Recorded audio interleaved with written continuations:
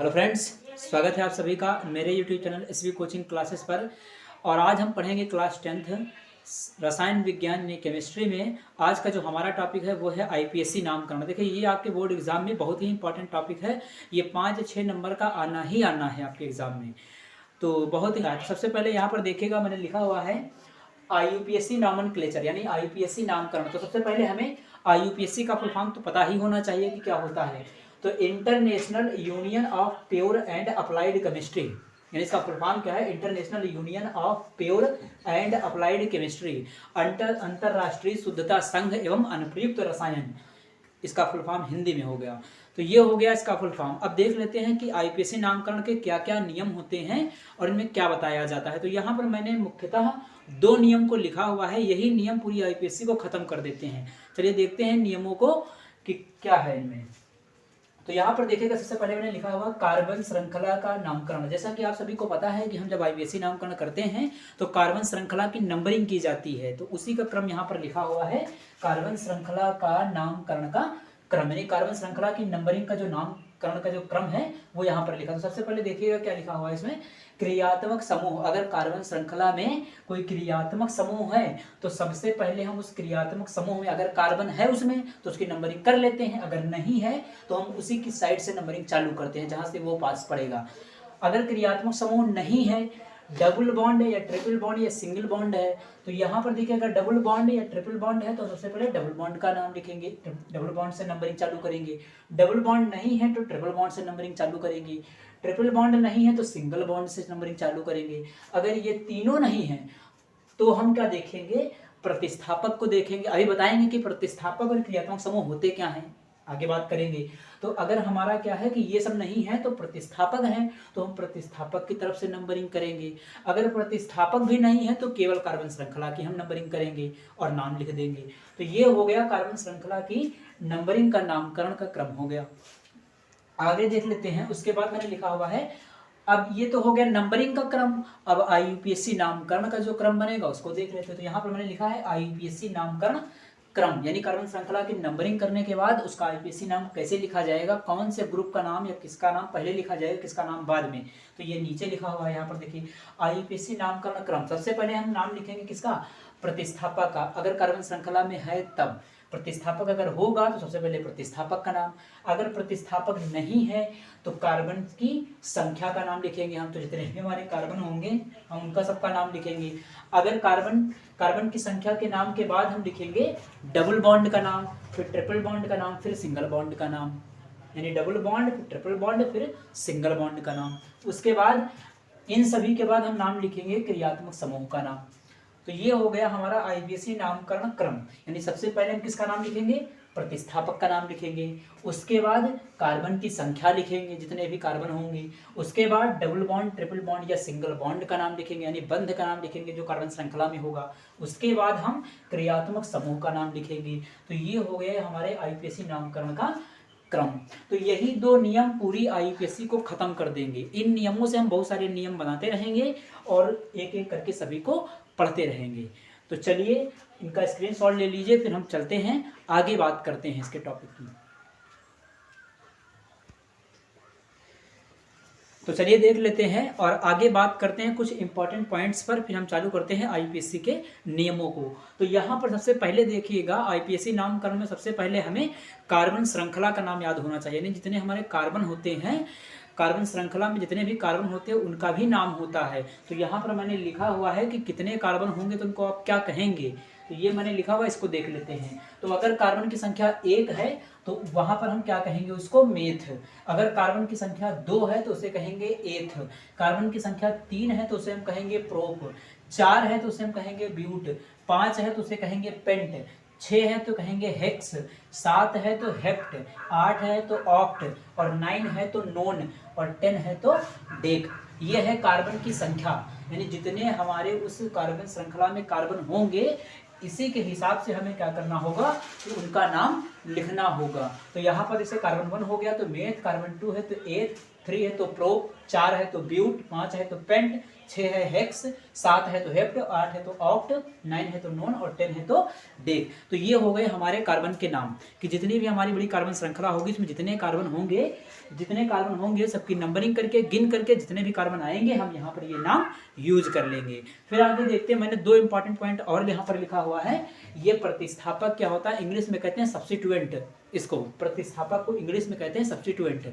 तो यहाँ पर देखिए क्या है, जो मुख्य कार्बन श्रृंखला से अलग हो जाए या जिनकी नंबरिंग ना हो सके, यानी जो मुख्य कार्बन श्रृंखला की नंबरिंग करेंगे, नंबरिंग करने से जो छूट जाए जिसकी नंबरिंग नहीं हो सके वही हमारा क्या कहलाएगा, प्रतिस्थापक। प्रतिस्थापक बनता कौन है, तो यहाँ पर देखिएगा प्रतिस्थापक का सबसे अच्छा जो एग्जाम्पल आपका है एल्किल समूह। एल्किल समूह का मतलब क्या है, एल्केन से हाइड्रोजन निकलने के बाद जो समूह बनता है वो हो जाता है एल्किल समूह। एग्जाम्पल में देखिएगा CH3 है, C2H5 है, तो इस तरीके से CH3 हो गया, C2H5 हो गया, C3H7 हो गया, इस तरीके के हमारे जो समूह होंगे वो एल्किल समूह कहलाते हैं। और ये एल्किल समूह प्रतिस्थापक के तौर पर कार्बन की श्रृंखला में आते हैं। उसके बाद दूसरा एग्जाम्पल मैंने लिखा हुआ है, फ्लोरीन हो गया, क्लोरीन हो गया, ब्रोमीन हो गया, आयोडीन हो गया। तो ये चार के चारों आपके क्या है, प्रतिस्थापक का काम करते हैं। तो ये हो गए आपके प्रतिस्थापक यानी सब्स्टिट्यूएंट। उसके बाद अगला देख लेते हैं हम, क्रियात्मक समूह क्या होता है। मैंने लिखा था ना वहां क्रियात्मक समूह, तो क्रियात्मक समूह क्या होता है कि किसी कार्बनिक यौगिक का वह समूह जो उसके गुण निर्धारित करता है, यानी किसी कार्बनिक यौगिक का वह समूह जो उसके गुणों को निर्धारित करता है। जैसे कि ये हमारा एग्जांपल में लिखा हुआ है एल्कोहल समूह, माने किसी कार्बन श्रृंखला में एल्कोहल समूह लग गया, ये OH लग गया, तो OH दिखाता है कि वो हमारा क्या है, एल्कोहल समूह है। इसी प्रकार से एल्डिहाइड समूह के लिए CHO हो जाता है, कार्बोक्सिलिक एसिड समूह के लिए COOH हो जाता है। तो ये है हमारा क्रियात्मक समूह। हालांकि क्रियात्मक समूह की बात हम जब इनकी IPC नामकरण करेंगे क्रियात्मक समूह का, तो इनकी डिटेल में वहां पर बात करेंगे। उम्मीद करता हूं कि ये आप सभी को समझ में आया होगा। स्क्रीनशॉट लीजिए, फिर चलते हैं आगे की ओर।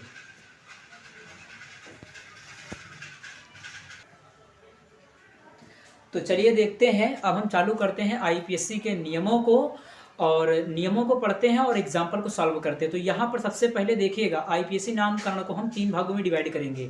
संतृप्त हाइड्रोकार्बन, संतृप्त हाइड्रोकार्बन का मतलब है कि जहां पर कार्बन चारों बॉन्ड जो कार्बन के हैं वो सिंगल बने हुए हों, चारे बॉन्ड क्या हो, कार्बन के सिंगल बने हों, उसे हम कहते हैं संतृप्त हाइड्रोकार्बन। असंतृप्त हाइड्रोकार्बन में हम कार्बन कार्बन के बीच डबल बॉन्ड या ट्रिपल बॉन्ड की बात करेंगे। तो पहला वीडियो हम कर लेंगे संतृप्त हाइड्रोकार्बन का IPSC नामकरण, यानी संतृप्त वाले में यहाँ पर आपको कार्बन श्रृंखला में केवल सिंगल बॉन्ड मिलेगा, एकल बंध मिलेगा। अभी हम डबल और ट्रिपल वाले की बात नहीं करेंगे। जब डबल ट्रिपल वाले की बात करेंगे तो उसको हम कहेंगे असंतृप्त हाइड्रोकार्बन। तो यहाँ पर हमारा हो जाएगा संतृप्त हाइड्रोकार्बन का IPSC नामकरण। इसमें हम संतृप्त वाले को देखेंगे और प्रतिस्थापकों को देखेंगे। तो चलिए चालू करते हैं इसको। तो यहाँ पर देखिएगा मैंने लिखा हुआ है कि नियम नंबर फर्स्ट। देखिए नियम पहले सुन लीजिएगा, नियम ध्यान करिएगा तभी ये एग्जाम्पल हो पाएंगे। देखिए नियम हमारा ये कहता है कि जब किसी कार्बन श्रृंखला में केवल एक प्रतिस्थापक लगा हुआ हो, यानी कार्बन श्रृंखला में जब केवल एक प्रतिस्थापक लगा हुआ हो तो कार्बन श्रृंखला की नंबरिंग हम उधर से करते हैं जिधर से प्रतिस्थापक को कम से कम नंबर मिले या प्रतिस्थापक हमारा क्या हो, नजदीक पड़े।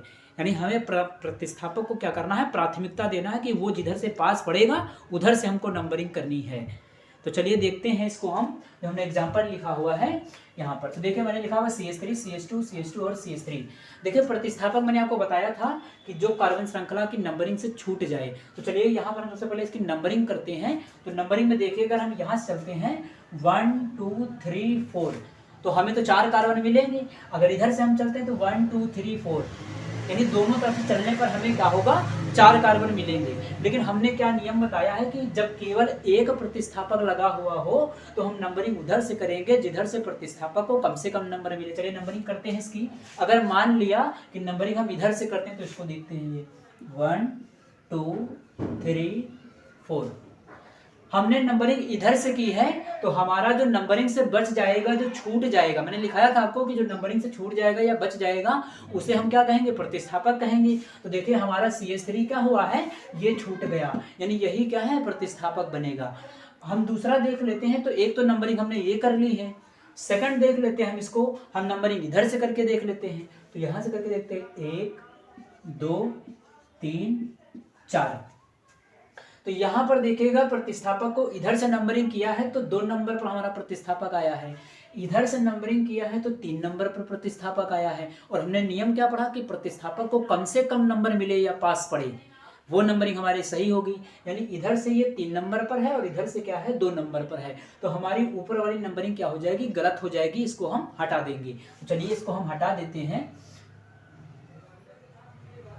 ये हटा दिया हमने इसको। अब हमारी नंबरिंग कौन सी, ये वाली नंबरिंग हमारी सही है। तो सबसे पहले इसमें हम देख लेते हैं, हमने नंबरिंग का भी क्रम पढ़ लिया था कि प्रतिस्थापक की नंबरिंग हो गई, फिर आईपीएससी नामकरण में। अब आईपीएससी नाम जो सबसे पहले लिखेंगे तो सबसे पहले प्रतिस्थापक का नाम लिखेंगे और वो कहाँ से जुड़ा हुआ है, कौन से कार्बन से जुड़ा हुआ है, उसकी स्थिति के साथ उसका नाम लिखेंगे। तो यहाँ पर देखिएगा 2 नंबर से हमारा क्या लिखा हुआ है, CH3। CH3 को कहते हैं मिथिल। तो ये कितने नंबर से ऐड है, दूसरे कार्बन से ऐड है, यानी जो नंबरिंग की है हमने वो 2 नंबर वाले कार्बन से ऐड है। तो यहाँ हम लिख देंगे इसका नाम 2, देखिए 2 लिखेंगे, हल्का सा डैश लगाएंगे 2, उसके बाद मिथिल, यानी ये हो गया 2 मिथिल। सबसे पहले प्रतिस्थापक का नाम, फिर कार्बन श्रृंखला का नाम, फिर बंध का नाम यानी बॉन्ड का नाम लिखेंगे। ठीक, तो यहाँ पर देखिएगा सबसे पहले मैंने लिख लिया 2 मिथिल। कार्बन कितने गिना मैंने, 1 2 3 4, 4 कार्बन से क्या हो जाएगा, 4 कार्बन से हो जाएगा ब्यूट। अभी मैंने पीछे आपको बताया था 4 कार्बन से हो जाएगा ब्यूट, तो यहाँ लिख देंगे ब्यूट, 2 मिथिल ब्यूट। और सभी सिंगल बॉन्ड है, अभी हम डबल ट्रिपल की बात नहीं कर रहे हैं, तो सिंगल बॉन्ड के लिए क्या लगा देते हैं, एन, डबल बॉन्ड के लिए इन, ट्रिपल बॉन्ड के लिए आइन। तो यहाँ पर तो सारे सिंगल बॉन्ड हैं, तो ब्यूट में हम क्या जोड़ देंगे, एन, तो बन जाएगा हमारा ब्यूटेन। तो यहाँ पर लिख देंगे ब्यूट, ब्यूट प्लस एन, यानी ब्यूट प्लस एन जोड़ देंगे तो इसका नाम आप ये भी लिख सकते हैं 2 मिथिल ब्यूटेन, यानी ये इसका करेक्ट नाम हो गया 2 मिथिल ब्यूटेन। यहाँ पर मैंने आपको जोड़ करके दिखाया है, लेकिन आप जब नाम लिखेंगे तो 2 मिथिल ब्यूटेन, आप इसको ऐसे कर लीजिएगा करके, उसके बाद सही नाम 2 मिथिल ब्यूटेन हो जाएगा। सेकंड एग्जांपल हम देख लेते हैं। दूसरा एग्जांपल ये हमारा लिखा हुआ है, चलिए इसको देख लेते हैं। तो ये क्या हुआ, यहाँ भी हमारा एक ही प्रतिस्थापक क्या, जिसकी नंबरिंग ना हो सके या जो मुख्य कार्बन श्रृंखला से छूट जाए। तो यहाँ पर देखिएगा ये ब्रोमीन है, इसकी नंबरिंग नहीं हो सकती है, ब्रोमीन है Br। तो यहाँ पर देखिएगा जिधर से ये पास पड़ेगा उधर से ही हमें नंबरिंग चालू करनी है, ये नियम है पहला। तो यहाँ पर देखिएगा इधर से चालू करेंगे तो 1 2 3 4, ये फिर 3 नंबर पर पड़ेगा। अगर इधर से चालू करेंगे तो 1 2 3 4, ये हमारा हो गया। तो इधर से कितने नंबर पर है, 2 नंबर पर, यानी ये नंबरिंग हमारी सही हो जाएगी, 1 2 3 4, ये हमने नंबरिंग कर ली। और यहाँ 2 नंबर पर Br ब्रोमीन है, तो Br हमारा क्या बन जाएगा, Br बन जाएगा हमारा प्रतिस्थापक। ये मैं इसको गोला ऐसे बना देता हूँ, आप नहीं बनाइएगा, मैंने समझाने के लिए आपको बना दिया है। तो यहाँ पर हमारा Br क्या बन जाएगा, प्रतिस्थापक यानी सब्स्टिट्यूएंट। तो सबसे पहले प्रतिस्थापक का ही नाम लिखेंगे। तो कितने नंबर से जुड़ा हुआ है, किस कार्बन जुड़ा हुआ है, दूसरे कार्बन से। तो यहाँ लिख देंगे Br का नाम क्या होगा, तो ब्रोमो, तो ब्रोमो, ये हो गया हमारा 2 ब्रोमो। उसके बाद कार्बन श्रृंखला का नाम, जितने कार्बन होंगे हमने गिना होगा, तो 1 2 3 4, 4 से हमारा क्या हो जाएगा, ब्यूट। और सारे के सारे सिंगल बॉन्ड लगे हुए हैं कार्बन के बीच, तो लगा देंगे एन, सिंगल बॉन्ड के लिए एन लगाते हैं तो ब्यूटेन हो जाएगा हमारा। तो 2 ब्रोमो, उसके बाद डैश लगा देंगे, ये हो जाएगा 2 ब्रोमो ब्यूटेन, ये हमारा नाम हो गया 2 ब्रोमो ब्यूटेन। उसके बाद अगला देख लेते हैं एग्जाम्पल। यहाँ पर देखिएगा लिखा हुआ है कि ये हमारा क्लोरीन लगा हुआ है प्रतिस्थापक। देखिए इधर से नंबरिंग करते हैं तो 1 2 3 4 5, इधर से करेंगे तो ये 2 नंबर पर पड़ जाएगा, यहाँ पर 1 2 3 4 5, है ना, ये हो गया हमारा 1 2 3 4 5 हो गया। तो यहाँ पर देखिएगा क्लोरीन कितने नंबर से ऐड है, ये नंबर हमारी सही। अगर इधर से चलते तो 1 2 3 4 5, तो ये 4 नंबर पर आता है, जो कि गलत है, क्योंकि प्रतिस्थापक को कम से कम नंबर मिलना चाहिए, ऐसी नंबरिंग हमें करनी है। तो यहाँ पर हमारी नंबरिंग सही हो गई। तो सबसे पहले जब नाम लिखेंगे आईपीएससी, तो सबसे पहले प्रतिस्थापक का नाम, तो 2 से क्या है, क्लोरो है, क्लोरीन है, तो 2 क्लोरो, यहाँ लिख देंगे हम 2 क्लोरो हो गया। अब कार्बन श्रृंखला का नाम लिख देंगे, फिर बंध का नाम लिख देंगे। तो कार्बन श्रृंखला कितनी हो गई हमारी, 1 2 3 4 5, यानी 5 कार्बन है इस श्रृंखला में। तो 5 कार्बन से क्या हो जाएगा, पेंट, और सारे के सारे सिंगल बॉन्ड लगे हुए हैं तो एन लगा देंगे, तो पेंट में एन जोड़ देंगे तो पेंटेन बन जाएगा। 2 क्लोरो पेंटेन बन जाएगा, है ना। ये हो गए हमारे 3। उम्मीद करता हूँ कि आप सभी को ये समझ में आया होगा। तो मिलते हैं फिर अगली वीडियो में। चैनल को लाइक करें, शेयर करें, सब्सक्राइब करें। Thanks for watching this.